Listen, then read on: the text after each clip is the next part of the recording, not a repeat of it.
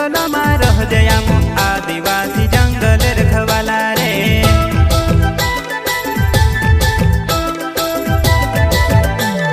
चल जंगल जमीन काजे पूजे रे आदिवासी दुनिया ने रखवाला रे।